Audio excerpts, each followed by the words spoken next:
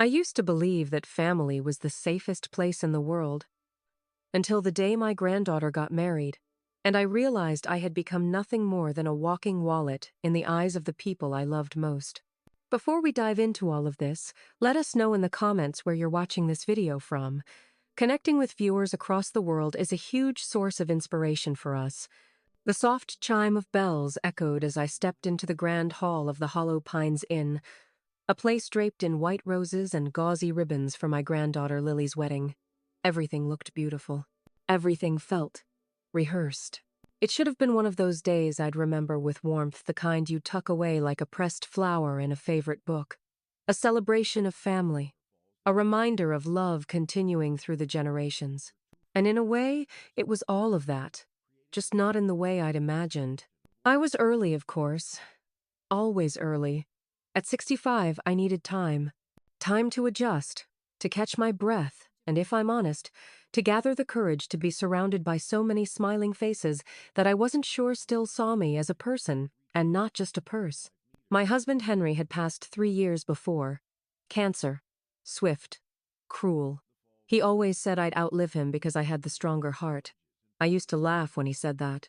Now, it didn't feel like a blessing, it felt like a weight. That morning, I'd taken extra care getting ready.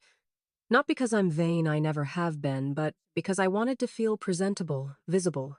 I wore a soft powder blue dress, the one Henry always said brought out my eyes. I curled my silver hair, just the way he used to like it, and spritzed the faintest touch of lavender perfume, the same bottle he gave me on our last anniversary. When I looked into the mirror before leaving, I whispered to myself, "You look lovely, Maggie." And I imagined Henry whispering it too. The ceremony had been lovely. Lily was radiant, walking down the aisle with her father, David, my son. He looked proud, if a little stiff. Carolyn, my daughter-in-law, dabbed her eyes with a lace handkerchief, and for a moment, I believed we were a family again. United, if just for a day. Then came the reception. It was held in the ballroom of the Hollow Pines Inn, a grand space with chandeliers that twinkled like frost. I made my way to the welcome table, where a young woman with a clipboard smiled brightly. "Name, please?" she asked cheerfully. "Margaret Walker," I said, offering a polite smile. She flipped through a stack of name cards, perfectly arranged in alphabetical order, and handed me one with a practiced flourish. "Here you are." I took it without looking, expecting to see Margaret Walker, grandmother of the bride. Instead, my hand froze midair. In elegant cursive, it read, "The old lady who pays for everything." I stared at it, dumbfounded. Surely, this was a mistake. A joke? Number? A cruel lapse in judgment. That's what it had to be. The young woman's smile faltered. "Is something wrong, ma'am?" I swallowed hard, forcing a smile. No, just a mix-up, I think." She reached for another stack, flustered. "Let me double-check." "It's fine," I interrupted gently. I didn't want a scene. Not at Lily's wedding. I carefully pinned the name tag to my dress and walked into the ballroom, feeling the weight of those words like a rock on my chest. I smiled at people. I chatted politely. But the name tag burned through the fabric like acid. I couldn't help but wonder, did Lily know? Did David? Carolyn? I told myself it didn't matter. Maybe it was a mistake. A weird joke by someone who didn't know better. Then I heard the laughter. Near the bar, 2 guests young, careless were snickering. "Did you see her tag?" one whispered. "She actually wore it," the other laughed. Carolyn said it would be hilarious. My hands trembled. I turned to leave, to find air, to find a corner where I could breathe, when I heard David's voice. "Mama, come meet the Andersons' dad used to golf with Bill." I turned back. David waved me over enthusiastically, a group of well-dressed guests beside him. One of the men gave me a nod. "This must be your mom, David." "Yes," David grinned. "Our mobile bank account." The group chuckled lightly, thinking it harmless. My smile stayed in place by sheer will. "Margaret Walker," I said firmly, extending my hand. "Henry's wife." The man's face softened. "Of course. Henry spoke of you often. He was so proud of you." The conversation moved on without me. I stood there, ears buzzing, heart pounding, mind spinning. Later, I found David alone. I held up the name tag. Do you think this is funny? He laughed. Not maliciously, just dismissively. Oh, come on, Mom. It's just a joke. Everyone knows you're the generous one. You paid for the whole wedding. And that makes this okay? It's not that serious. Don't ruin the mood. Before I could answer, Carolyn appeared beside us, perfectly poised in her designer dress. There you are, Maggie. Have you met everyone? We just wanted folks to know who made all of this possible. She winked. They both smiled. I excused myself. In the quiet of the restroom, I leaned against the sink and looked at myself in the mirror again. Same dress, same perfume, but the woman staring back at me looked smaller now, diminished. Then I heard a gentle knock on the door. Mrs. Walker? A voice called from outside. It's Samuel Clark, Henry's lawyer. Could I speak with you for a moment? Samuel Clark had always carried himself like a man with secrets too heavy for his pockets. That morning, standing just outside the women's restroom, he looked as though one of those secrets had finally begun to itch. I opened the door slowly, unsure if I wanted company, even familiar company. But when I saw his face, the concern creasing his brow, I gave a slight nod and stepped out into the hallway. I'm sorry to bother you here, he said, eyes apologetic. It's just, there's something I've been carrying around for a while now. Something from Henry. The sound of his name always stirred something in my chest. A sharpness, a warmth, a longing that never quite left. I folded my arms across myself, bracing. Samuel reached into the inner pocket of his tailored blazer and pulled out a small envelope-aged, cream-colored, sealed with red wax. He held it out like a sacred offering. He gave this to me a few weeks before he passed. He said, "Give this to Maggie only if she ever finds herself mistreated." His exact word. I hesitated. Did he say what was inside? He shook his head. Only that it was an amendment to his will. A codicil clause. I blinked. A what? A legal addition to a will. It's rare, but binding. He lowered his voice. It outlines consequences for certain behaviors by heirs. Specifically, public humiliation or disrespect toward you. I stared at him. You're telling me Henry put in a legal clause to punish David and Carolyn if they insulted me? If any of his descendants publicly demeaned or disrespected you, Samuel said carefully, they would forfeit their inheritance. The hallway suddenly felt very small. The name tag on my dress pressed against my chest like a bruise. My fingers trembled as I took the envelope. Why didn't you give this to me sooner? Henry hoped it would never be necessary. Samuel replied gently. He wanted to believe love would be enough. Love. That tired old word, we say it like it's a blanket. But sometimes, it's just tissue paper over a storm. I'll let you decide, Winner, if you want to use it, Samuel said, stepping back. But Maggie, what happened with that name tag? Henry would have been furious. So was I. But it wasn't fury that guided me. Not then.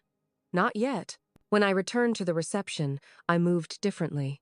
Not with shame, but with a quiet resolve curling itself around my spine. I no longer looked for approval in David's eyes or warmth in Carolyn's smile. I watched them both from a distance, the envelope burning a hole in my purse. The next morning, I sat at my kitchen table, still in my robe, the name tag lying flat in front of me. The elegant handwriting now seemed mocking. The old lady who pays for everything. I traced the letters with one finger, wondering what Henry would have said if he'd seen it. Then I walked to the living room. Drawn like a string was pulling me. Above the fireplace hung our family portrait taken 5 years ago for our 40th anniversary. Henry sat in the center, still hardy despite the early signs of illness. I stood beside him, one hand resting on his shoulder. David and Carolyn flanked us. Lily and Noah stood in front so young then. So unaware. We looked like a family. What changed? I asked the question aloud as if Henry might answer. Maybe nothing had changed. Maybe I had just finally opened my eyes. That day, I pulled out a dusty old file box from the hallway closet. Inside were folders bank statements, canceled checks, donation receipts. Proof. Pages and pages of financial support I had provided for David and Carolyn since Henry died. $30,000 for a kitchen remodel, $25,000 for Lily's first year of college, 18 for Noah's car when he turned 18. 50 for a family trip to Europone I wasn't even invited to join. $250,000. And I had never said no. Never even hesitated. I had called it love. My phone rang, jarring me out of the math. It was Carolyn. Margaret! Her voice was sugar and butter. We just wanted to say thank you again for everything yesterday. It was a beautiful day, and we couldn't have done it without you. I mumbled something polite. Actually, she continued, I had a quick question. Mark's parents were supposed to pay for the honeymoon, but they're having some business trouble. Lily's devastated. We were wondering if you might be willing to step in just 2 weeks in Bali. Nothing extravagant. My throat tightened. I'll think about it. She paused. Oh, okay. We just need to book soon to get the good rates. I understand. I'll let you know tomorrow. When I hung up, I didn't feel guilty. I felt awake. Later that evening, Noah knocked on my door. Hey, Grandma, he said, pulling me into a hug. I texted you, but you didn't answer. Everything okay? He was 21 now, as tall as his grandfather, with Henry's gentle eyes. He followed me into the kitchen, watching as I filled the kettle. I wanted to say I'm sorry, he said, sitting down. About yesterday, the name tag, the way people talked. It wasn't right. I sat across from him, placing 2 mugs on the table. You noticed? Of course I did. And so did a lot of other people. I should have said something, I just didn't know how. I reached across and patted his hand. It's not your job to fix your parents, but it is your job to stand up for what's right. He looked at me then. Really looked. They've changed, Grandma, since Grandpa died. Or maybe they were always like this and I just didn't see it. He hesitated. They were talking last week about your house, about how it's too big for one person. They were saying how they might help you downsize, move you somewhere like Sunrise Acres. My blood ran cold. Sunrise Acres was a retirement facility. Nice, yes, but not my home. I poured the hot water, letting the steam give me a moment to think. Noah's voice broke through my thoughts. You sure you're okay? I'm better than okay, I said softly. I think I'm finally seeing clearly for the first time in a long time. And I meant it. Noah stayed for dinner. Just a simple roast chicken and vegetables, but it was the best meal I'd had in months. He listened as I shared what I'd been holding inside years of requests. The slow erosion of respect. The loneliness of being needed but not seen. When he left, I watched him walk down the path. His shoulders broad, his gait sure. He wasn't like the others. Not yet. But a seed of doubt tugged at me. Was he truly different? Or had entitlement merely skipped a generation? I would need to watch, to wait, to see who deserved the legacy Henry had left behind. 3 days later, David and Carolyn hosted a post-wedding brunch at their country club. I debated not going, but curiosity got the better of me. I needed to know, was the name tag a fluke or a symptom? I wore a cream-colored suit Henry had always said made me look like royalty. When I entered the private dining room, the chatter hushed slightly. Carolyn greeted me with a kiss on the cheek, surprised by my appearance. Margaret, you look different. I smiled. Thank you. She led me to a seat far from Lily and Ethan, next to Mark's parents, whom I barely knew. As brunch progressed, Carolyn clinked her glass for attention. We'd like to thank everyone for coming and making Lily and Ethan's day so special, she said with a practiced smile. And, of course, a special thank you to Margaret, without whom none of this would be possible. She turned to me, eyes gleaming. And now, we're thrilled to announce that she's generously sponsoring their honeymoon in Bali. All heads turned. I set down my coffee. This is the first I'm hearing of that, I said calmly. Fell. Well, we talked about it yesterday, Carolyn said with a laugh. You said you'd think about it. I did. And I'm still thinking. David leaned in, stage whispering. Mom, don't do this. We already told them they could book. And something in me snapped. I don't recall agreeing to pay for a honeymoon in Bali, I said, loud enough for all to hear. In fact, I believe Mark's parents were supposed to handle that. Carolyn's face turned crimson. They had some financial issues. I understand. But I don't think it's appropriate to volunteer someone else's money in public. The room was silent. Perhaps Lily and Ethan might consider a simpler honeymoon, one within their means. My means? Carolyn hissed. No, I said. Theirs. David grabbed my arm, fingers digging in. Stop it, Mom. You're embarrassing us. I pulled my arm free. No, David, you've embarrassed yourselves. I rose from the table, smoothing my jacket. Lily, Ethan, I wish you joy. I'd be happy to help with a modest honeymoon, privately. But this ends now. If you're still watching, comment 1 so I know you're still with me. 3 days after Lily's wedding, I found myself standing at the entrance of the Oak Ridge Country Club, hesitating just a beat too long. The invitation to the post-wedding brunch had arrived in the form of a breezy group text from Carolyn. Brunch at Oak Ridge. Casual, family only. Come hungry. I wasn't sure why I was there. Curiosity, maybe. Or a final sense of duty. Or perhaps a quiet urge to see if what happened at the wedding had been an exception or a pattern. The valet took my car with a smile, and I walked up the steps in a cream-colored suit Henry had always said made me look like a queen without trying. My hair was softly styled, my lipstick a rosewood shade that matched the lining of my jacket, a small, deliberate change from the softer tones I used to favor. Inside, I was greeted by the hush of expensive carpet and the clink of mimosa glasses. The private dining room buzzed with polite laughter. I recognized some of the guests from the wedding. Lily and Ethan stood near the windows, chatting with friends. Noah was seated at the far end of the room, talking to someone I didn't recognize. Mom! Over here! David's voice, too loud and too familiar, cut across the room. He waved me over to the main table, where Carolyn sat in a coral designer dress that likely cost more than most people's rent. Alice, you look radiant, she said with a smile that didn't quite reach her eyes. It's Margaret, I corrected gently, slipping into the seat they'd saved for me strategically placed beside Ethan's parents and several degrees removed from Lily. We exchanged pleasantries. I smiled and nodded. I sipped my coffee, but tasted nothing. For a while, it went smoothly enough. Light chatter about the wedding, the weather, Carolyn's Pilates instructor. But then she stood, lifted her glass, and tapped it with a manicured nail. Everyone, she said, voice poised and rehearsed. David and I just want to thank you for joining us this morning to celebrate our children's beautiful union. It truly was a magical day. Polite applause followed. And, of course, she continued, turning toward me with a practiced smile, we owe a special thank you to Margaret, who generously made so much of this possible. A murmur of agreement rippled through the table. And now, she added with a sparkle in her eye, we're thrilled to share that Margaret has also graciously offered to sponsor Lily and Ethan's honeymoon 2 beautiful weeks in Bali.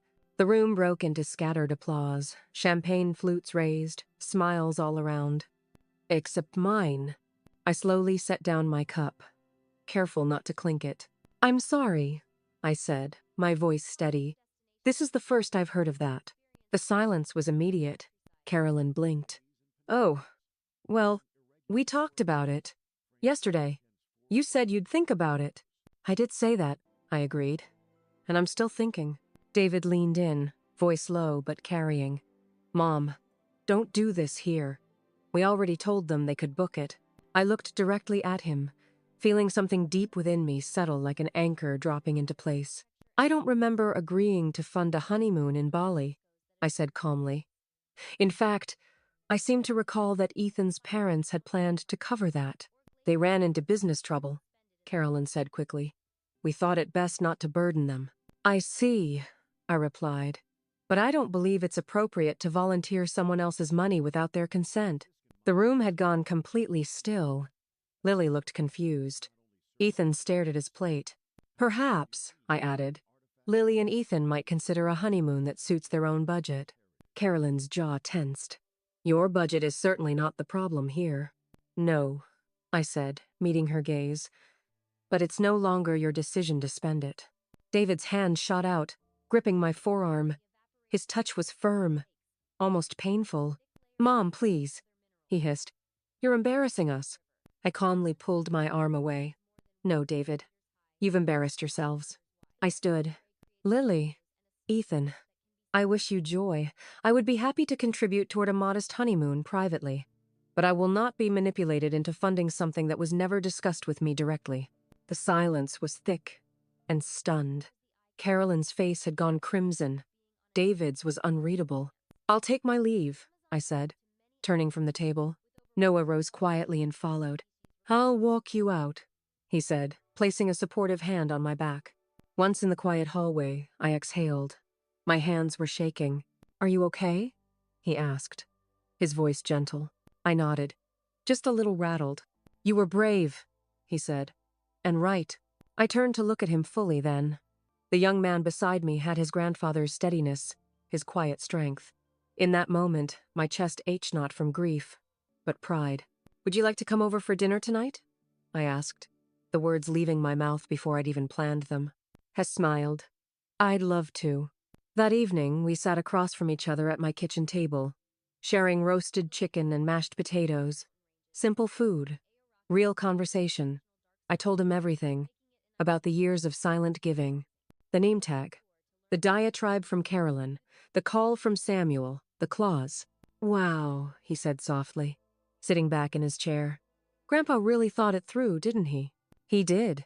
I nodded. He always knew how to plan for storms. And now, I smiled faintly. Now, I plan. Quietly. I won't storm into battle. I'll observe. I'll wait. And I'll decide who deserves to be part of this legacy. Noah nodded. I want to earn that, not expect it. That night, I pulled out a notebook and began jotting ideas for the first time in years. Not for others. For me. Community classes, painting, maybe even traveling again. I had spent years giving pieces of myself away. But for the first time in a long while, I was ready to start keeping some. The morning light filtered through the lace curtains, dust dancing in soft golden beams across the oak floors. I hadn't meant to rise so early, but my body had decided before my mind could argue. It was just after 6 a.m. when I found myself in the study room Henry had always called his thinking place. Everything in that room was touched by time. The leather chair worn smooth by years of use. The bookshelf sagging slightly in the middle, like it was tired from carrying too many stories. The old lamp with its faded shade, which still gave off the warmest light in the house. I walked in slowly, trailing my hand across the shelves.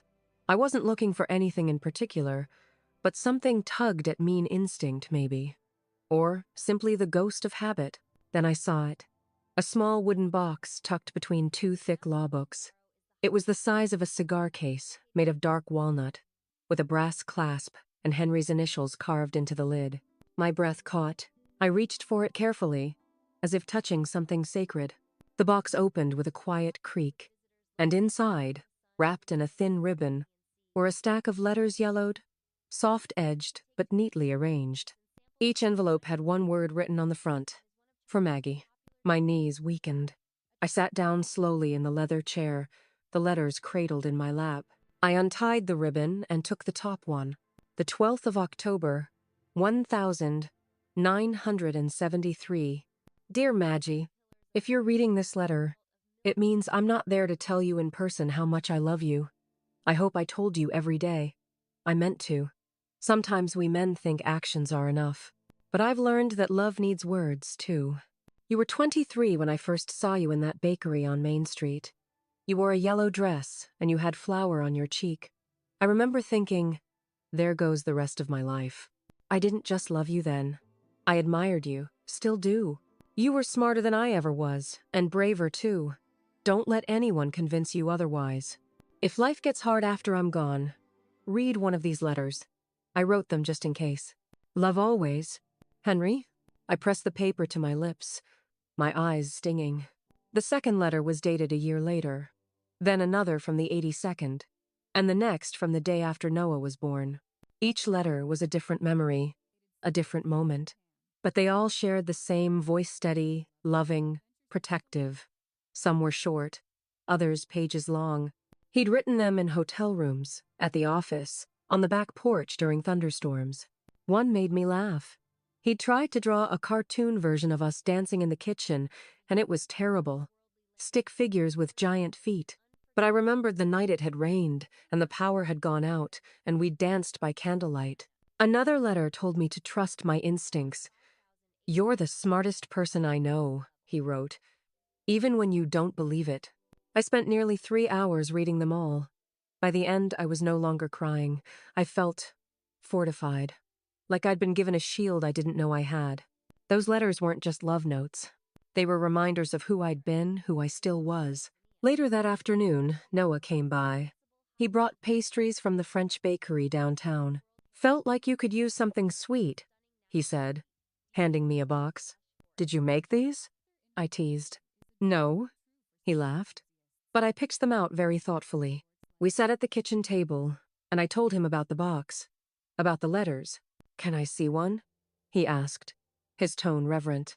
I hesitated, then handed him the letter from 1973. He read it quietly, eyes soft. "Grandpa really loved you," he said finally. "Like, the kind of love they write songs about." "He did," I nodded. "And he wanted me to remember it, especially when things got cloudy." We didn't talk for a while, just ate our pastries and watched the wind move through the trees outside the window. Then Noah cleared his throat. "Can I ask you something?" "Of course. What are you going to do about the clause? The inheritance thing?" I took a slow breath. "I'm not sure yet," I said. "But I know I won't let fear decide for me." He nodded. "That's fair." I looked at him closely. "Are you worried about it?" "A little," he admitted. "Not because of what I might lose, but because of what it says about our family." I reached for his hand. "Families are messy, but they're not broken beyond repair. Not always." That evening, I sat with a fresh cup of tea and began drafting a letter of my own. To David. It wasn't angry, or bitter, just honest. I told him what the clause meant. I told him why Henry had written it. And I told him that I had found the box of letters proof of the man his father had been, and the love he'd wanted us to remember. I asked him to think carefully about his choices, about how he treated me, about what kind of man he wanted to be remembered as. I didn't mail it yet, but I placed it beside Henry's final letter in the box. And for the first time in years, I felt no rush to fix everything. I just let it be. If you're still watching, comment one so I know you're still with me. It was a Tuesday afternoon when the doorbell rang. I was in the middle of pruning the roses in the front yard, wearing Henry's old sun hat that had become mine by silent adoption. The sun was mild, the breeze generous, and I had been humming a tune I didn't realize I remembered. Something from the 62nd, something with meaning. The bell rang again. I set down the pruning shears and brushed my hands against my apron. As I made my way to the door, I half expected it to be a delivery flowers, maybe, or another catalog I hadn't asked for. What I didn't expect was Carolyn, standing on my porch, lips tight, hands clutching her designer handbag like it was the last thread holding her together. "Maggie," she said, her voice controlled. "Carolyn," I replied, with just enough civility. "May I come in?" I studied her for a moment. The polished exterior was still there. The pearl earrings, the tailored blouse, the perfect manicure. But the eyes, they had lost their certainty. I nodded once and stepped aside. She walked in as if afraid the floor might give out beneath her. I led her to the sitting room and gestured to the floral armchair Henry had always disliked, too stiff, he'd said. She sat. I took the couch. We sat there in silence for a few beats. Then, without preamble, she said, "David told me about the clause." I nodded. She let out a shaky breath. "And the letter?" I nodded again. There was a pause, long enough for the grandfather clock to chime once. "You have to understand," she began, and already I could hear the rehearsed quality in her tone. "I never meant for things to become adversarial." I said nothing. "I was trying to protect our future," she continued. "The wedding, the house, the family name. These things matter." I tilted my head. "To whom?" She blinked. "To all of us, don't they?" I leaned back, folded my hands in my lap. "Carolyn, I spent 30 years watching you reshape David into someone I barely recognized.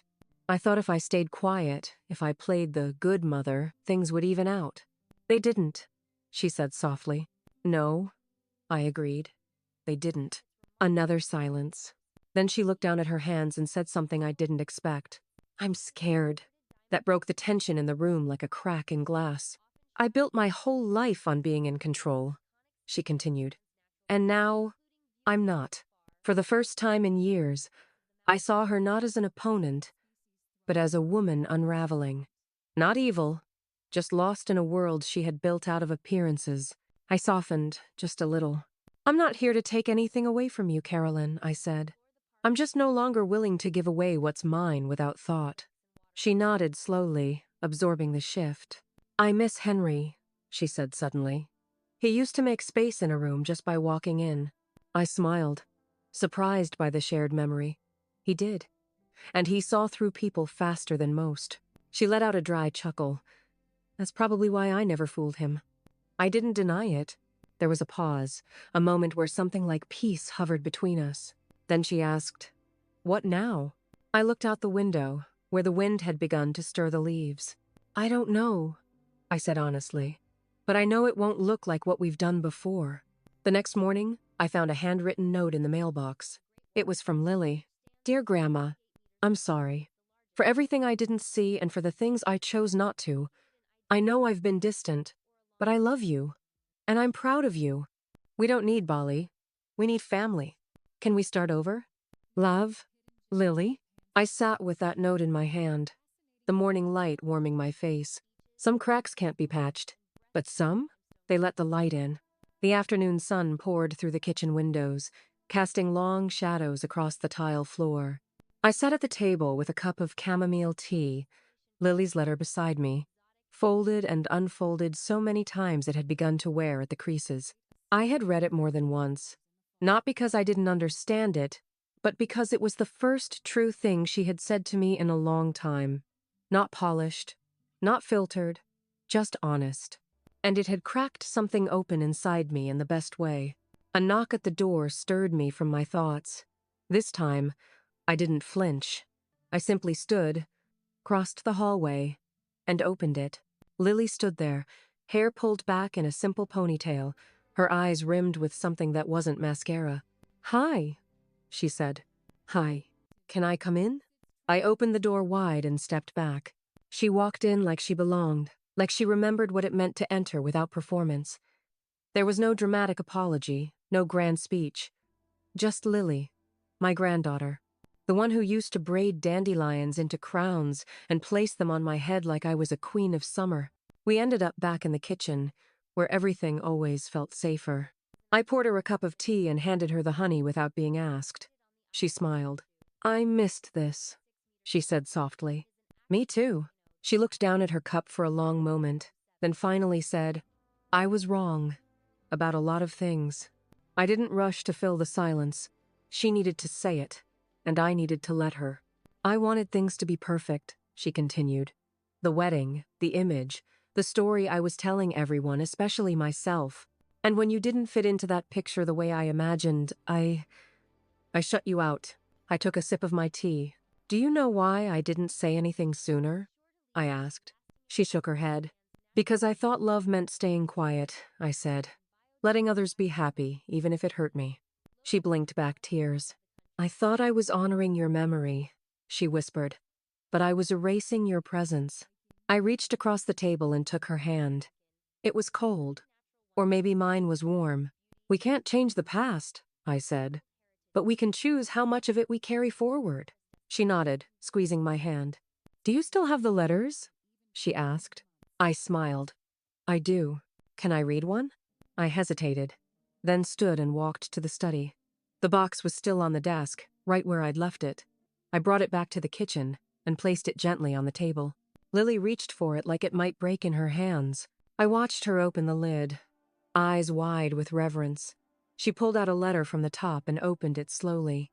As she read, I watched her expression shift wonder, sadness, love. When she finished, she pressed the letter to her chest. I never really knew him, she said. You still can, I said softly, through his words. We sat there a long while, the box between us, like an invisible bridge. A few days later, she called again, this time with a nervous excitement in her voice. Grandma, she said, I've been thinking. Would you come speak at my school? Your school? I teach a creative writing elective now, she said. Just once a week, but I love it. I told my students about you, about the letters. They want to meet you. I paused, heart fluttering. You told them about me? Of course, she said. You're the most resilient woman I know. I laughed softly. They're just teenagers. What would I possibly say that could matter?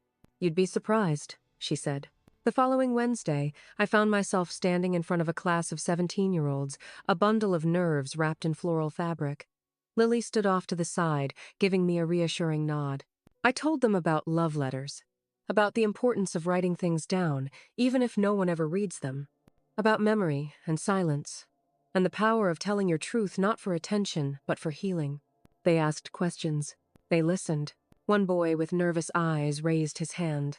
Do you miss him? Every day, I said. But missing him reminds me I was lucky enough to have something worth missing. They were quiet for a while after that. And in that stillness, I realized something. Healing doesn't always come in grand waves. Sometimes it tiptoes in quietly, through a door you finally leave open. Later that night, as I lay in bed, I thought about the letter I had written to David. It was still in the box, still unsent. Maybe it didn't need to be mailed. Maybe it had already done its job. If you're still watching, comment 1 so I know you're still with me. The house was quiet again. Too quiet, in the way homes become after a meaningful visit has ended, like the walls themselves are holding their breath, waiting for the next echo of laughter or the shuffle of familiar footsteps. I stood in the living room, teacup in hand, gazing at the worn armchair across from me, Henry's chair. No one had sat in it for months, not out of grief, but out of habit, respect, maybe even reverence.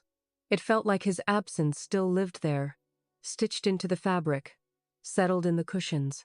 But that morning, for reasons I didn't fully understand, I placed my teacup on the table and sat in it. It creaked beneath me like it remembered, like it recognized the weight of something it had long been waiting for. The scent of old leather and faint cologne lingered. I closed my eyes. I miss you, I said softly.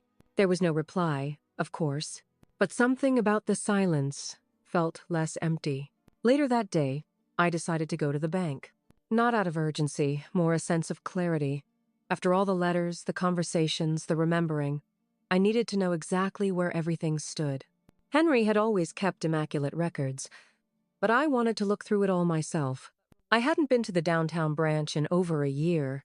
The teller greeted me with a warm smile and called me Mrs. Reynolds, which still sounded strange after all this time. Inside the small office of Mr. Willis, our longtime financial advisor, I sat across from him while he pulled up the files. You know, he said gently, Henry kept everything in perfect order. His estate, the trust, the accounts, it's all intact. I know, I said, but I want to understand it for myself now. He nodded and began explaining line by line. There was more than I expected.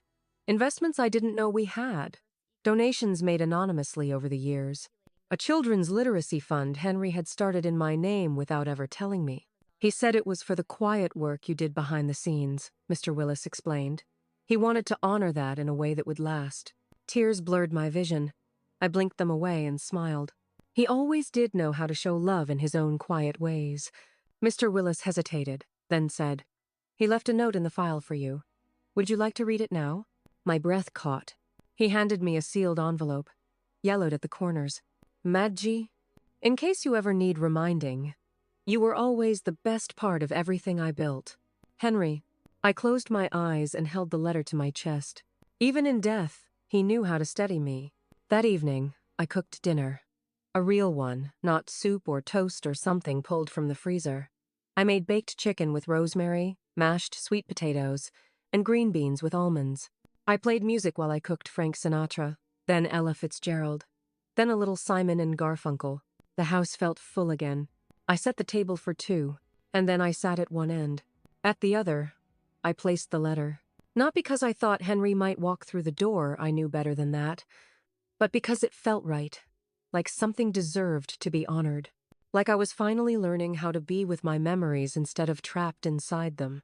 I ate slowly, tasting every bite. When I finished, I didn't cry. I cleaned the kitchen, humming the way I used to when Lily was little, and the world felt simple and wide open. Later, I called Noah. I want to do something, I told him. Something more than just sit here remembering. What do you have in mind? He asked. I want to start a community writing group for women, especially older women who've been told their stories don't matter anymore. He was quiet for a moment, then said, That's the best idea I've ever heard. I just need a space, and maybe some folding chairs. I'll help you, he said immediately. We'll make it happen. A week later, the church on Maple Street offered us their basement room every Thursday evening. The pastor's wife even offered to bake cookies. Flyers went up in coffee shops, the library, the grocery store. Right to remember. A weekly circle for women who want to tell their stories, all ages welcome. The first night, I expected maybe 3 or 4. 12 women showed up, some with notebooks, some with trembling hands, all with eyes that had seen things, births and deaths, quiet disappointments, small joys, heartbreak that never made headlines. I welcomed them, poured tea, and asked one question. What is a memory you've never shared with anyone, but still think about? For 2 hours, the room filled with laughter, tears, long silences, and soft nods. It was the most alive I'd felt in years. Not because I was leading, but because I was listening. When I got home that night, I sat in Henry's chair again. I whispered, You'd be proud. And in the stillness, I could almost hear him say, I always was. It was late September when the letter came. Not one of Henry's, not a bank notice or a holiday flyer, but a cream-colored envelope with careful handwriting on the front. Margaret Reynolds, Pine Hill Lane, Oak Ridge, Vermont. Inside was a folded piece of stationery, thick, textured, with a light scent of lavender. The kind of paper people used when they wanted to say something that mattered. It was from Lily. Dear Grandma, Ethan and I are hosting a family dinner next Sunday. Nothing fancy, just us, some food, and a table to sit around. We'd love for you to come. Love, Lily. No grand speech, no apologies, just an open door. And for the first time in a long while, I didn't hesitate. The day arrived with golden leaves scattered across the sidewalk, crunching under my shoes as I made my way to Lily's house, the little white colonial 2 blocks from the bookstore. I had watched it being built when Lily was still a teenager, never thinking it would one day hold pieces of her grown-up life. When I reached the door, I paused, not out of fear, but out of memory, of all the Thanksgivings and birthdays and quiet Sunday roasts we used to have. It had been a while since I'd felt part of something like that. Lily opened the door before I could knock. Hi, Grandma, she said, pulling me into a hug. I breathed in the scent of her shampoo and something warm from the oven. It was home, not mine, but familiar enough to feel safe. Inside, Ethan was setting the table, carefully placing napkins beside each plate. He looked up and smiled. Hi, Mrs. Reynolds. Just Maggie, I said, returning the smile. There was something softer in him now, less performative, like they'd both stopped trying to be perfect and started being real. Dinner was roasted chicken, rosemary potatoes, salad with cranberries and pecans. Nothing elaborate, but made with care, made with thought. David arrived last. He didn't say much at first, just a nod, a half smile. I nodded back. We sat down together. The table wasn't large, but it held space for all of us. And for a moment, there was silence. Then Lily raised her glass. To new seasons, Ethan added, and second chances. I looked at them, these 2 young people, still learning how to build something lasting, and I smiled. To family, I said quietly. We clinked glasses, and we ate. After dessert, a pear tart I'd brought with too much cinnamon and not enough perfection, David asked if we could talk. Just the 2 of us. We stepped onto the porch. The air was crisp, the kind that hinted at October. He stood there, hands in his pockets, the way Henry used to when he didn't know where to begin. I read the letter, he said finally. The one you didn't send. My heart stilled. I went to your house last week. Lily let me in. Said you wouldn't mind. I nodded slowly. I don't. He looked at me. Really looked not through me, not past me. You were right, he said. About a lot of things. About me. I didn't say anything. Sometimes silence says more. He took a deep breath. I forgot who I was supposed to be. Somewhere along the way, I let titles and expectations and Carolyn shape me into something else. And I let them push you out. There it was. The thing I had waited years to hear, not from my pride, but for the boy I once raised. The one who used to bring me dandelions and call me his best girl. I missed you, he said. His voice cracked. I just didn't know how to say it. I reached for his hand. Now you have. He squeezed back, eyes damp. Do you think we could try again? Family isn't something you lose in a day, I said softly. And it's not something you fix in one either. But yes, we can try. He nodded. And for the first time in a long time, I saw my son again. Later that night, back home, I lit a candle in the kitchen window, an old habit I'd picked up from my mother. She used to say it was a way of letting the world know there was still warmth waiting inside. I sat at the table, tea in hand, and opened a fresh notebook. Not Henry's letters this time. Mine. I started with a simple line.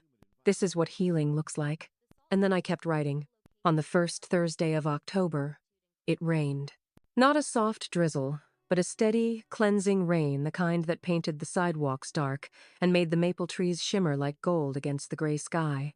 I arrived at the church basement early, carrying a basket of ginger cookies and a stack of fresh notepads I had bought at the dollar store. The room smelled faintly of lemon cleaner and old hymnals, and I found comfort in that. 10 minutes later, the door creaked open. It was Ruth, a retired nurse with stiff hands and eyes that had seen more than most. She walked with a slow, deliberate gait, but there was something fierce in the way she held her chin up. Do you think anyone else will come in this weather? She asked, shaking off her umbrella. I hope so, I said. But if not, 2 is enough. She smiled at that. 2 is more than silence. By 6:15, 6 women had gathered. Marion, who had recently buried her husband and still wore her wedding ring on a chain. Irene, who never missed a week and always brought a thermos of strong coffee just in case the tea is too weak. June and Eliza, best friends since high school, now widowed and rediscovering the joy of laughter together. And Gloria, who hadn't spoken much the first 2 weeks but now carried a worn leather journal under her arm. We sat in a circle, steam rising from mismatched mugs, pens clicking open. There was a kind of holiness in that room, not the sermon kind, but the sacred kind born from truth-telling. Tonight, I said, let's write about something we never dared to say out loud. Eyes lifted. I don't mean secrets, necessarily, I added, but those quiet truths we bury under politeness or fear. The ones that whisper in the middle of the night. There was a pause, and then Gloria, of all people, spoke first. I'll go, she said, voice steady. If I don't now, I might never. And she began. Gloria's story was about her mother. Not a villain, not a saint. Just a woman caught in her own pain, unable to show love the way a child needs. Gloria read about birthdays spent waiting by the window, about learning to stop asking for hugs, about finally forgiving someone who never apologized. By the time she finished, no one spoke. Not because we didn't want to, but because we couldn't. The room was thick with emotion, thick with understanding. When I finally cleared my throat, I said, "Thank you. That was brave." Gloria just nodded and passed the journal to her lap like it weighed nothing now. That night, every woman shared something. Some stories were quiet, just a few sentences whispered into the safety of our circle. Others were long, spilling out like they'd been waiting decades to be heard. We laughed. We cried. We refilled mugs.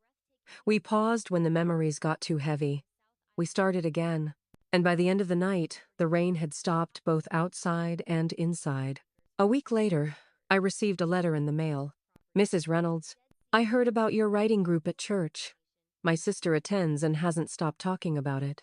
Would you consider opening it to men as well? With respect, Tom Barrett. I stared at the letter for a long while. Then I picked up the phone. The following Thursday, we added 2 more chairs. Tom showed up in a navy cardigan, smelling faintly of pipe, tobacco, and old books. He was a retired literature professor with a sharp wit and a surprising fondness for romantic poetry. The other was Walter Tall, soft-spoken, A former mechanic who had lost his wife 3 years ago and still wore her wedding band on a chain around his neck. They didn't speak much that first night, just listened. But their presence shifted the energy of the room in the best way. Not louder, just wider.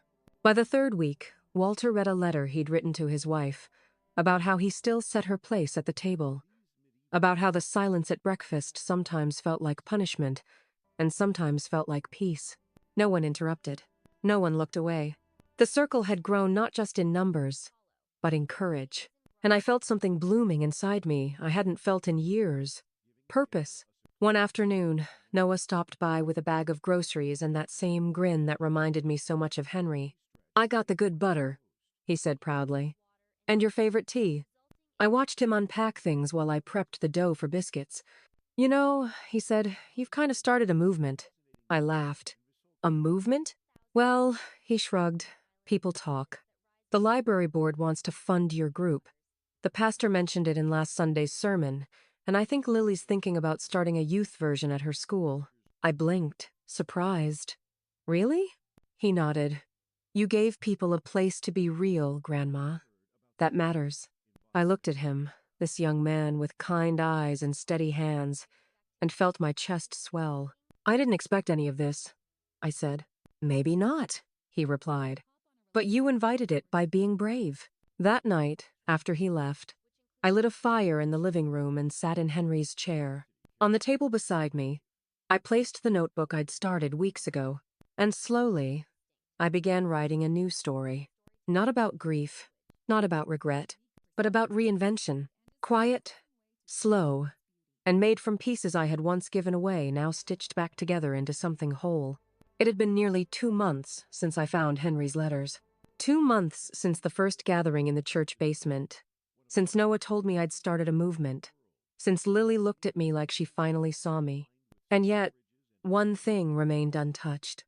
The letter to David. It sat in the same wooden box, beneath Henry's final note. Sealed, but never sent.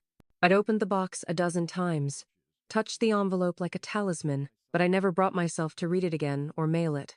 Until today. It was a quiet Saturday morning. The kind Henry would have spent mowing the lawn while humming old country tunes. I made myself a proper breakfast. Eggs, toast, blackberries from the backyard, and sat at the kitchen table with a steaming mug of tea. I opened the box. The letter looked exactly the same.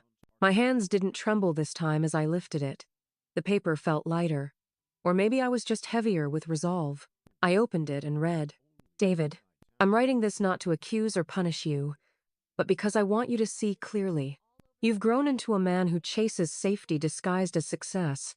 You protect status instead of people. And somewhere along the way, I stopped recognizing you. But I also know this. People change when they're truly seen. When someone holds a mirror up without flinching. Your father believed in consequences not out of cruelty, but to protect what mattered. And he believed in you. So do I. This clause wasn't written in anger. It was written in love, the kind that expects more. I hope one day you understand that. With honesty and love. Mom. Asterisk asterisk. I folded the letter slowly, pressing the crease with my thumb. And then, finally, I knew. I wouldn't send it. Not because the words weren't true, they were, but because they had already done their work in me. Writing it helped me speak truths I had long buried. Reading it helped me release the grip of old expectations, and choosing not to send it? That was for me too. Because healing isn't always about confrontation. Sometimes, it's about clarity and letting go. That afternoon, I was in the garden pulling weeds when I heard a familiar voice. "Grandma." I stood and wiped my hands on my apron. "David." He stood at the gate, unsure, like a boy again. His shoulders hunched, his hands in his pockets, wearing the face of a man who had run out of excuses. "I was driving by," he said, "and I don't know why I stopped." I didn't answer. I waited.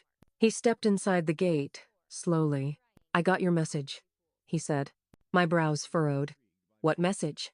He looked down. Lily showed me the letter. The one from Henry. The one in the file. "Ah, that message." "I didn't mean to read it," he said. "But once I started, I couldn't stop." I nodded slowly, letting him sit in that moment. I've been angry, he admitted. At you, at Dad, at myself, but mostly, I've been scared. I felt something inside me soften, though not without caution. He looked around the garden. This place always made me feel small.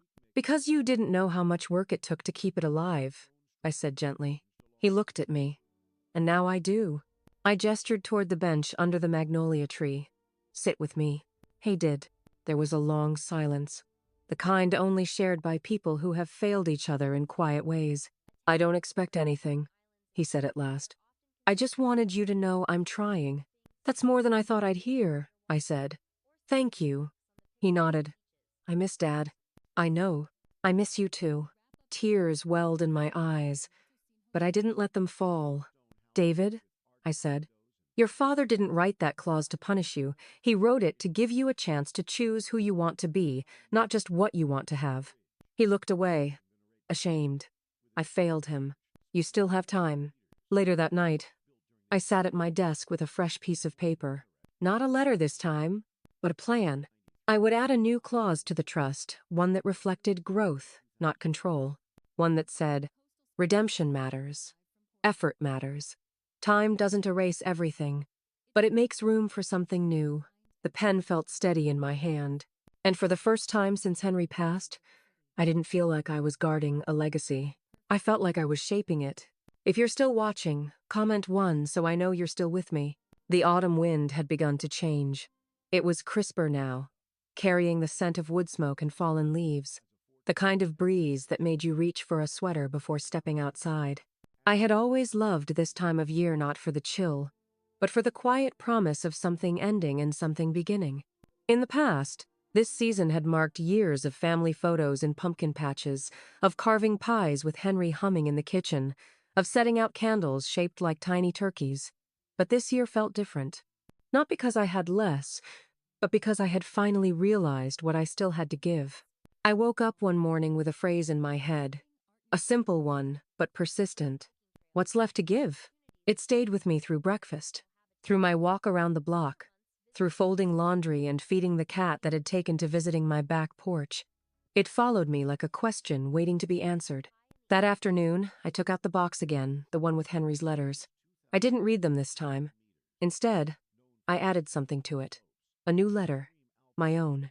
Not for David, not for Lily, not for Noah, but for someone I didn't know yet. Dear you, if you're reading this, it means you've stumbled upon something once meant only for me. But if you're holding it, I trust that means you needed it more. I wrote for pages. About love. About grief. About the quiet kind of strength that takes root when the storms don't stop. But you choose to stand anyway. I wrote about Henry not just as a husband, but as a man who left room for people to grow. I wrote about the women in the church basement. About Noah's gentleness. About forgiveness that doesn't always come with a bow. And then I sealed the letter and tucked it beneath Henry's first note. That night, I made a decision. I called Lily. Would you help me do something? I asked. Of course, she said immediately. We spent the next week designing a small website, just a simple page with a photo of the writing circle, a brief description, and a form where people could write in anonymously, requesting a letter. Any kind of letter. From a grandmother, from someone who had lived a little, failed a little, and still believed in kindness. We called it Words from Maggie. The first message came within an hour of the site going live. A young woman named Marissa, 19, college freshman, homesick and lonely, wondering if she'd made a mistake leaving her small town. The second was from a retired mailman in Arizona. No family left. He missed being useful. The third was from a single mother in Maine who hadn't heard anyone say, I see you in years. I spent the next month writing letters, dozens of them, all handwritten, all signed simply, Maggie. Some were full of stories. Others were quiet encouragements. One was a list of favorite Frank Sinatra songs for a boy who said music helped him sleep. I didn't tell most people I was doing it, but word spread. By December, a librarian in Kansas started printing out the letters to display on a community board. A hospice nurse in Michigan read them aloud to her patients. A pastor in Alabama asked if I'd be willing to share them with the church's shut-ins. I didn't set out to become anything. I just wanted to remind people that they weren't alone. And the letters, they reminded me, too. One evening, as I was sealing another stack of envelopes, Noah came over with a bag of groceries and a proud smile. "You're going to need more stamps," he said, setting the bag on the counter. "You think so?" I asked, arching a brow. "I know so," he grinned. "The school's doing a project. Every student's writing a letter to someone in the community and they want you to write back." I paused. "All of them?" "Only 74, he said with a wink. I laughed. The sound felt full, whole. "I'll get started tomorrow," I promised. He leaned against the counter, watching me carefully. "You're happy," he said. "I am," I replied, surprised by the truth of it. "I think Grandpa would be proud." "I think he already was." Noah nodded. "You gave so much for so long, and now you're giving something new." "Not just giving," I said, handing him an envelope. "I'm remembering who I am." That night, I sat in Henry's chair one more time. Outside, the wind had picked up, scattering leaves across the porch. Inside, I held one last letter in my hands. This one wasn't for anyone else. It was for me. "Dear Margaret, you did the hard thing.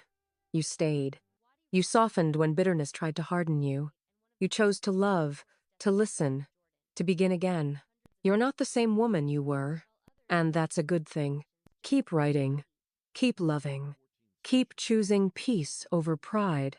There's still so much more to give." I folded the letter gently and placed it in the box. Not to be sent, but to be found. One January morning, a thin layer of snow fell on the porch like a light coating of sugar on a cake.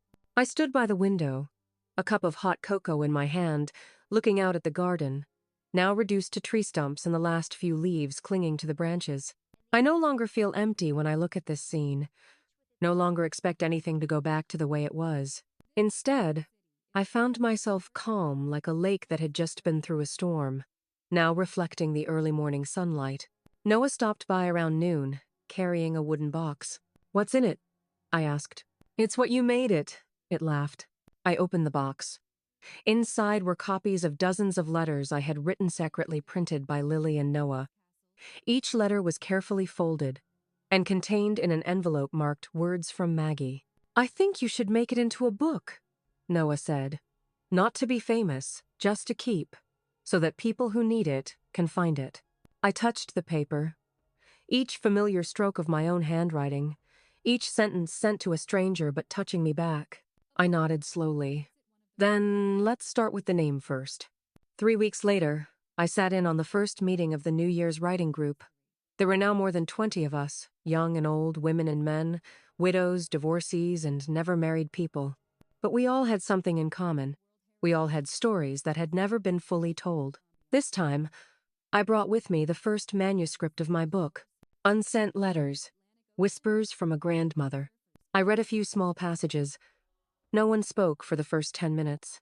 Then Gloria, the woman who had been the quietest in the group, pulled out a tissue and said softly, "Thank you for giving us the courage to rewrite ourselves."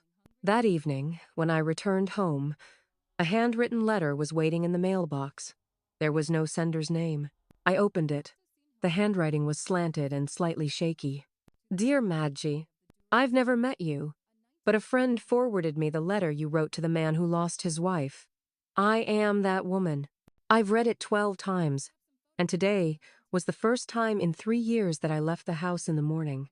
Just wanted to say thank you. And I'm learning to start over. A." I folded the letter, my hands shaking slightly but my heart feeling light. No applause needed. No bestseller needed. Just someone, somewhere, gets to move on, thanks to words from the heart. March comes earlier than every year. The snow melted into puddles along the path, and the buds in the garden began to emerge, hesitantly but stubbornly.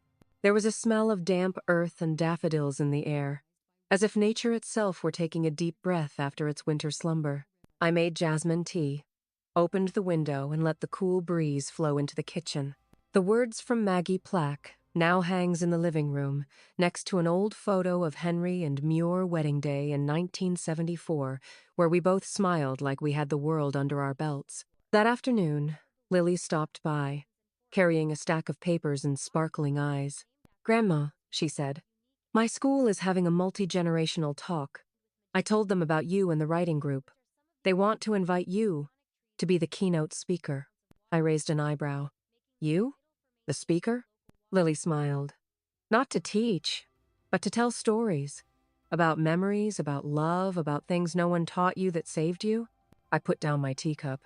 "Do you think they would listen to an old woman telling a love story?" Lily took my hand. "They're not just listening, Grandma. They're waiting to see that life can be beautiful after loss." 3 weeks later, I stood on the small stage of the high school library, before hundreds of curious young eyes. My heart was pounding like it had when I was a girl holding a microphone for the first time in church. I didn't bring the article. I only brought a letter, folded neatly in my coat pocket. I told him about Henry, about the old letters, about the day I sat alone at the dinner table, placing the letter on the empty chair as a farewell. I tell about David, about disappointment, then hope, about Gloria, Walter, and the people who chose to start over, even though no one applauded or posted about them. "Sometimes," I said, my voice slow but clear, "the bravest thing you can do is to continue writing your story, no matter how sad the previous chapters were." The whole room was silent, then a long applause. Not because I stand out, but because I am honest. That evening, I sat in the back garden, next to the row of newly blooming daffodils. In my hand was a blank sheet of paper. This time, I'm not writing to strangers. No, to the past. Not even a word of goodbye. I write for tomorrow. Dear tomorrow, I'm ready for you. Not because I've finished healing, but because I'm learning to begin over and over, with love, and letters, and open windows. Madgie, if you're still watching, comment one so I know you're still with me. April brings mild sunny days and nights, just cold enough to keep the wool blanket on the bed still precious. One Friday morning, as I was fertilizing the roses on the porch, Noah walked into the yard with a strange look in his eyes. Not sadness, not worry, but gentle excitement. "Grandma," he said, his hands behind his back, "I have an idea." I wiped my hands on my apron. "I hope it's not a chicken coop in the yard." Noah laughed loudly, then held out 2 train tickets. "This weekend. Train ride up the mountain. A night in a little log cabin we found. Not far, but enough to get some fresh air." I was about to decline, as is my habit. But then I remembered something I had written. "Keep choosing peace over pride." I nodded. "I will go." The train left on Saturday morning. Every beat of the wheels reminded me of the times Henry and I had traveled back home, holding hands in warm silence. I didn't have much, just an old leather bag, a notebook, and a few unwritten letters. Noah and I sat by the window, watching the pines go by, smelling the rotting leaves and old rain soaking into the ground. Neither of us said much. We didn't need to. When we arrived, the wooden cabin nestled on a small lake was as quiet as a hushed dream. I spent most of my time sitting on a wooden bench on the porch, writing letters, watching the wind sweep across the water, and sometimes just sitting there. That night, I had a dream. In the dream, Henry was no younger, nor did he age. He was still himself with a slow smile and knowing eyes. "You have done more than expected," he said. "I just wrote a few letters," I replied. He laughed. "You rebuilt a bridge." I woke up near dawn. Tears dried on my cheeks, but my heart was as light as morning dew. The next morning, while Noah was making coffee, I sat down to write my final letter. "Dear reader, this is not goodbye, because what we give in love, in stories, in courage, it lives on. In benches beneath magnolia trees, print ink-stained envelopes, and strangers no longer feel alone. You've been reading my journey. Now it's time to write yours. With love always, Madgie." When I got home, I carefully placed the letter in the old wooden box where Henry's first letters had been sent. I left the box unlocked. No need to. Epilogue. A few months later, a young woman from another state wrote a letter asking to join the writing group. She signed her name as Marissa. In the note, she wrote, I received a letter from someone named Maggie last year. It didn't change my life. It saved it. That afternoon, Margaret sat on the porch, a cup of warm chamomile tea in her hand. It was truly autumn. The sunlight slanted through the red maple branches, and the wind blew gently, just enough to make the leaves fall one by one, like time shedding itself bit by bit. On the wooden table next to her was a pile of letters unsent, half written, and a few recently answered. No longer was she writing alone. Now, she wrote to connect. The sparrows flew back to their nest in the ginkgo tree in the front yard. Margaret smiled. There was a real peace in the regularity of nature, a kind of simple faith that everything would fall back into place, if only we waited patiently. She looked down at the piece of paper she had been writing. It was to one one-year-old boy in Oregon who had written that he didn't know who his father was and felt invisible. She had sat for hours trying to find the words. Not advice, but listening. My dear child, I don't know you beyond what you've written, but I know what it feels like to feel unworthy of being seen. And I want you to know your presence is enough. You are not invisible.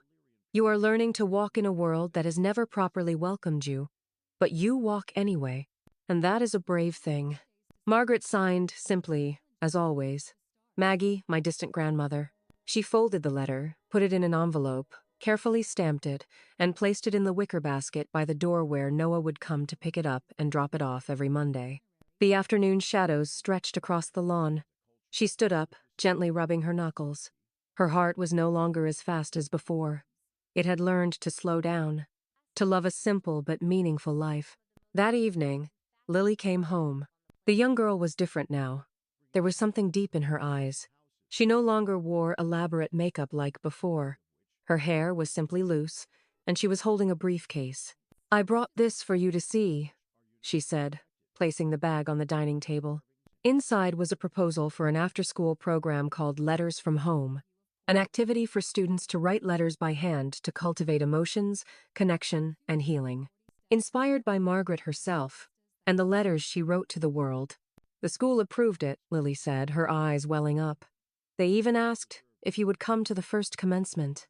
Margaret looked at her granddaughter, and a soft feeling welled up in her heart. Not simple pride, but the feeling of seeing a humble seed she had sown, now sprouting in another soil. I will come, she said, her voice firm. On Sunday morning, Margaret returned to the old church not to sit in the back pew, but to stand up front, with Lily, in front of more than 300 students, teachers, and parents. As she stepped up to the small podium, holding a piece of paper in her hand, the room fell silent. Hello, she began softly. My name is Margaret, but a lot of people these days call me Magathy Distant Grandmother. There was a soft chuckle. She smiled and continued. I am not a writer. I am just a woman who thought she had run out of things to give. Until I wrote a letter, then another, and another, to a stranger, to myself. She stopped and looked around the room. I'm not here to preach. I'm here to say this. Each of us has a story worth telling. Whether you're young or old, whether you've been wrong or hurt, you deserve to be heard and seen. The whole room was silent. Not a cough, not a wandering eye. Writing a letter won't save the world, but it will save a day, a heart, a little piece of someone who is tired. And sometimes, that's enough. She stepped down from the podium to sustained applause. Not the kind of applause for a celebrity, but the kind of applause for someone who has touched something in their heart that they thought they had forgotten. That evening, Margaret returned home. She went into her room, took out the familiar wooden box, and opened it. In addition to Henry's letters, there were now hundreds more from strangers. A few shaky handwritings, a few childish scribbles, a few old Polaroids. All were responses to the love she had sent. She lit a small candle, sat down in a chair, and looked out the window. The autumn wind blew through the garden, and the yellow leaves were blown away. Margaret knew that time would pass, health would fail, and life would eventually end. But in her heart at this moment there is nothing left unfinished. No words left unsaid. There are no more unnamed wounds. There is no part of her that she does not understand. Because she forgave. Because she believed. And because she chose to start over with everything she still had to give, winter came late that year. The first snow fell lightly on a Saturday morning, coating the roof tiles in a thin layer of white like the icing on a cake she had made when Lily was a child. Margaret stood by the window, holding a cup of hot cocoa, feeling something she had thought she had forgotten. Fullness. Not the kind of fulfillment that comes from big things, but the feeling of having lived fully, having loved deeply enough, having forgiven widely enough, and having become yourself without hesitation, without needing permission. The little house had changed, not because of the new furniture, but because of the atmosphere. Warm, gentle, and filled with stories told with all the heart. Gingerbread cookies were always available in the kitchen. The writing desk in the living room was now where Grandma wrote every morning, not just letters but notes, diaries, even a small book that Lily was helping her edit. The last letter from Grandma Maggie. The church writing group has become an integral part of the community. Every week, more and more people come not just to write, but to listen to each other, to support each other. Some people who once couldn't speak a word now inspire the group. One particular evening, Ruth, the quietest woman in the group, brought in a book of poems. She read them in a trembling voice, and when she finished, the whole room stood up and applauded. Not because the poems were good, but because it was the first time Ruth had dared to tell what she had kept hidden for 50 years. Margaret sat listening, her hand gently placed on her heart, silently thanking Henry. Noah still visited every week, bringing good news from school, from the letter group, and stories of his new lover that he timidly shared. Margaret listened, smiling, never interrupting. The boy had become a sympathetic man, and she knew Henry would smile back in relief. Lily was different. She was still busy, still animated, but her gaze was softer now. No longer the girl who chased after big things, but a woman who appreciated the little things. She took Margaret to speak at school, took her to meetings with other women's groups. Once, Lily said through tears, she didn't just save herself, she saved me. Margaret held her granddaughter in her arms, her heart beating as calmly as the waves hitting the shore, steady, full. Late one afternoon in late December, Margaret sat down to write her last letter of the year. She had no idea who it was, for only that they had asked for a letter about hope when life has nothing left to cling to. She pondered for a moment, then wrote, "Dear child, I don't know what you're going through, but I believe that if you can still write these lines, it means that there is still a small seed of hope in you, even the most fragile one. Water it with kindness to yourself. Cover it with silence when you're tired. And trust that, one day, it will sprout into a life you never imagined. Not easy, but true. Love from Grandma, Maggie." She folded the letter, stamped it, and placed it on the top shelf of the basket as she always did. That evening, the snow fell harder. Margaret lit the fireplace, put on an old Frank Sinatra song, and sat in Henry's chair. On the table beside her was a cup of peppermint tea and a brand new notebook, a New Year's notebook. She did not write in a hurry. She just turned the pages gently, smelled the new paper, and smiled. "We've come a long way, Henry," she whispered. "I didn't think we'd get here, but we've come." The dancing fire reflected in her eyes. And in that small house, in the middle of a white winter, a woman who once thought she had lost everything now knows that she still has the most precious thing. Heart, still beating, still loving, and still giving. What she had once thought of as weakness, the tears, the trembling hands, the hesitant confessions now emerged as the purest expression of strength. There is a sacredness in facing your own journey with courage, in appreciating the quiet miracles of perseverance. Margaret now understood that people are not only what they do, but also what they overcome. Forgiveness, she realized, is not a flash in the pan, but a gradual process of untangling like a knot that is loosened bit by bit. Forgiveness does not erase the past, it clarifies the path forward. Spiritual healing, she discovered, often begins with the courage to speak a long-buried truth. Even the deepest pain, when received with compassion, can become the starting point of something redemptive. Faith, Henry once told her, is not certainty, it is trust, especially in things not seen. She no longer sought apologies that never came. Instead, she chose to make peace with silence. Now she finds God not in churches or hymns, but in handwritten letters, in expressed grief, in quietly shared cups of tea. The women in the writing group became her cathedral, and the stories they shared were hymns of survival. To forgive is to choose freedom not for others, but for yourself. Margaret understands that people are not just their actions, but also how they survive trauma. Even the deepest pain, when received with grace, can be the beginning of rebirth. She no longer seeks perfection or complete endings. She learns to appreciate new beginnings, no matter how small. Looking back, Margaret realizes that she didn't just survive the sadness, she grew from it.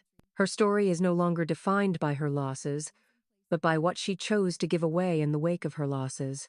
In learning to forgive others, she eventually learned to forgive herself. She now understands that Henry's legacy lies not in his possessions or his money, but in the space he opened up for others to start over.